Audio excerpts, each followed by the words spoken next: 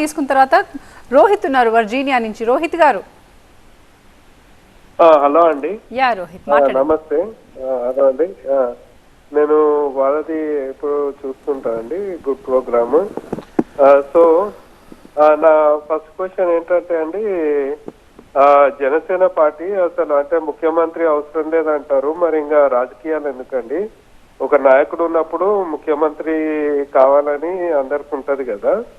So అంటే ఇలా తోక పార్టీ లెక్క ఇంకెన్ని రోజులు ఉంటారు? అంటే ఇప్పుడు చంద్రబాబు నాయుడు తర్వాత లోకేష్ తర్వాత దేవాంష్కి సపోర్ట్ చేసుకుంటూ ఉంటారా? ఇలాగే ఉండాలా?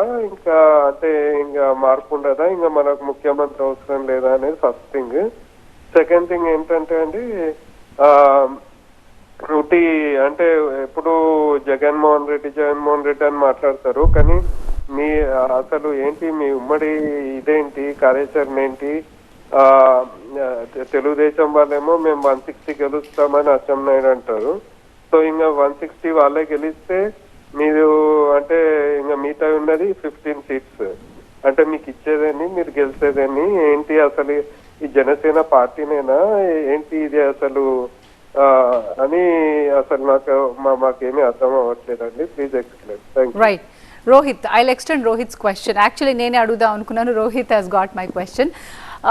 ఏ పార్టీ అయినా అల్టిమేట్ ఏమంటారు లక్ష్యం should be to become a higher authority or to become a leader. కానీ ప్రతిసారి మీరు ఎప్పుడు వచ్చినా కానీ, మిమ్మల్ని ఎప్పుడు అడిగినా కానీ ముఖ్యమంత్రి ఆశ లేదు అంటున్నారు. అంటే అదొక కైండ్ ఆఫ్ మీరు క్లారిటీ అంటున్నారు కానీ క్లారిటీ రావట్లేదు.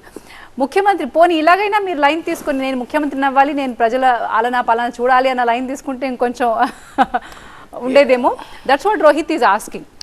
అంటే నేను ఒకటే చెప్తానండి, ఇక్కడ ఆశ కాదు ఆశయం గురించి మాత్రం ఆ క్లారిటీ మీరు అందరూ తీసుకోవాలి. ఆశయం వేరు, ఆశ వేరు. ఆశయం అనేది ఎప్పటికీ ఉంటుంది. ఆశ అనేది వెంటనే అయిపోవాలంటే, ముఖ్యమంత్రి అయిపోవాలంటే అక్కడితో క్లోజ్ అయిపోద్ది. డెఫినెట్గా ఎస్, మీరు అన్నది క్లియర్, కరెక్ట్. ముఖ్యమంత్రి అయితే మేము అనుకున్నది చాలా చేయగలుగుతాం. అది ఈ రోజుకే పెట్టాం మేము. అంటే ఇక్కడ మాటికి ఎందుకు డిస్టర్బెన్స్ వస్తుంది, ఎందుకు ప్రజలు మీరు కానీ మీడియా కానీ కొంత ఎందుకు అర్థం చేసుకోవడంలో తప్పు జరుగుతూ ఉందంటే, మాది ప్రయాణం, మాది ఒక టార్గెట్, ముఖ్యమంత్రి టార్గెట్ కాదు, మాది ఒక ప్రయాణం. ఆ ప్రయాణం ఎంతవరకు చేస్తాం అనేది కూడా వాస్తవాలు. ఇప్పుడు వయసు 60 సంవత్సరాలకో 55 సంవత్సరాలకో 70 సంవత్సరాలకో 80 సంవత్సరాలకు వచ్చి నేను ముఖ్యమంత్రిగా 60-30 సంవత్సరాలు ఉంటాను, 40 సంవత్సరాలు ఉంటాను, అది సాధ్యం కాదు కదా, వాస్తవే కదా. అండ్ 5 సంవత్సరాలకు ఒకసారి ప్రజాస్వామ్యం ఏం చెప్తుంది, 5 సంవత్సరాలకు ఒకసారి ప్రజల తీర్పు కోసం వెళ్లాల్సి వస్తుంది. కానీ అక్కడ డిసైడ్ చేసి డిక్లేర్ చేసేది ఏంటి, మేము 30 సంవత్సరాలు ముఖ్యమంత్రిగా ఉంటామని. ముఖ్యమంత్రి ఏంటి నాకు అర్థం కాల. మనం మాట్లాడేది మన ఆశయం ఎలాగ ఉండాలి, మన ఆశయం ఒక స్పెసిఫిక్గా ఉండాలి. ఇదిగో మనం ఈ 5 సంవత్సరాల్లోనో నెక్స్ట్ 10 ఇయర్స్లోనో మనం ఇది చేద్దాం అనుకుంటున్నాం, ఇలా చేద్దాం అనుకుంటున్నాం, అలా చేద్దాం అనుకుంటున్నాం. ఈ పర్టికులర్ ఒక టార్గెట్ పెట్టుకొని ఒక విజన్ పెట్టుకొని మనం ముందుకు వెళ్తున్నప్పుడు ఎస్ అబ్సల్యూట్లీ అందులో పాత్ర ఒక్కొక్కసారి ముఖ్యమంత్రి అవ్వచ్చు, ఒక్కొక్కసారి అవ్వకపోవచ్చు. కానీ ఆ జర్నీ అయితే చేస్తూ ఉండాలి. అంటే నేను ఒకటే అడుగుతా ఉన్నానండి, ఒకసారి ఒక పార్టీకి అధికారం ఇస్తారు, ఇంకొకసారి ఇంకో పార్టీకి అధికారం ఇస్తారు. అంటే అధికారం ఇచ్చిన పార్టీ ఈసారి మాకు అధికారం ఇచ్చారు కాబట్టి మేము ప్రజల కోసం పనిచేస్తాం, అధికారం ఇవ్వలేకపోతే శుభ్రంగా అన్ని క్లోజ్ చేసుకొని ఇంటికి వెళ్ళిపోతామని అనడానికి లేదు కదా. ఇది అంతే 100% అధికారం ఇస్తే అధికారంలో మనం పనిచేయాల్సి వస్తుంది, అపోజిషన్లో అయితే అపోజిషన్లో పనిచేయాల్సి వస్తుంది. కానీ బాధ్యత అనేది ఎప్పుడు కూడా అది ఆశయాన్ని, ఆ బాధ్యత కనెక్టెడ్ ఉంటుంది. ఆశయం ఎప్పుడు బాధ్యతని మనకు గుర్తు చేస్తూ ఉంటుంది. సో ఇక్కడ ఏమంటానంటే, ముఖ్యమంత్రి అయిపోవాలి అనే కంగారు అయితే మా దగ్గర లేదు. ముఖ్యమంత్రి అయితే మేము ఏదైతే చెయ్యాలనుకుంటున్నామో అవన్నీ చెయ్యాలి కాబట్టి ముఖ్యమంత్రి అవ్వాలనే క్లారిటీ మేము ఎప్పుడు ఇచ్చాం, ఎప్పుడు ఇస్తానే ఉన్నాం.